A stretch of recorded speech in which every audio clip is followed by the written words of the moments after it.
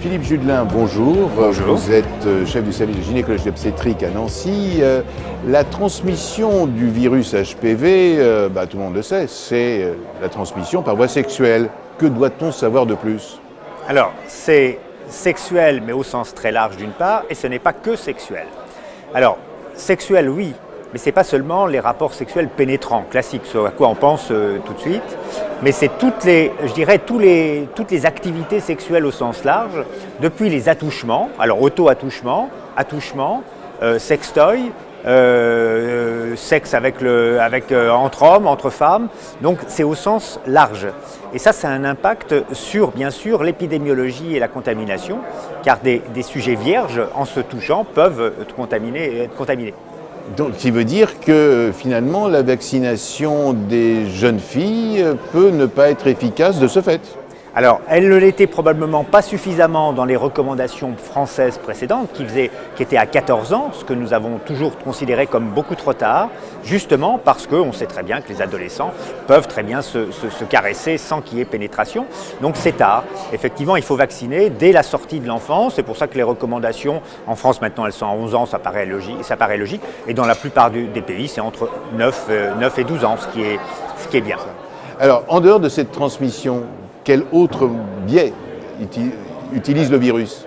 Alors, en dehors de la transmission sexuelle, il y a la transmission materno-fœtale qui existe, même si on sait qu'elle est fréquente, mais une fois qu'on a dit ça, on n'a pas vraiment de conséquences pratiques, puisqu'on ne sait pas quel est l'impact de la contamination néonatale, et surtout, quelle est la persistance de l'infection chez le nouveau-né, qui ne semble pas très importante. Donc, beaucoup d'enfants sont certainement contaminés par le virus au niveau du tractus génital de la femme, parce qu'il y a beaucoup de femmes qui portent de l'HPV pendant la grossesse, même sans lésion. Quid des lésions ultérieures, ça, on ne sait pas vraiment. Fort heureusement, ça ne semble pas très fréquent. Alors, une fois qu'on a toutes ces informations qui débordent le cadre strict de la pénétration sexuelle dans la transmission, quelles conséquences en pratique? Alors, quelles conséquences en pratique? C'est effectivement le préservatif reste bien entendu très intéressant et important comme pour toutes les IST, et il faut penser aussi aux autres IST, mais ça n'est pas suffisant très certainement, d'où l'intérêt justement de la vaccination qui est vraiment l'arme, je dirais l'arme absolue, puisqu'on n'a pas de traitement curatif de l'infection HPV. Donc c'est très certainement en amont cette prévention primaire qui est le plus important sur ce type d'infection. On a le même problème un petit peu avec l'herpès, mais on n'a pas le vaccin. Alors, est-ce que cela pousse éventuellement à la vaccination des petits garçons?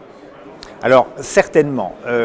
Normalement, il est évident que si on avait une très bonne couverture vaccinale chez les filles, comme par exemple les Australiens qui ont plus de 80% de couverture vaccinale, ils ont démontré qu'il y avait une diminution des lésions HPV, en particulier des condylomes, chez les garçons qui ont la même tranche d'âge.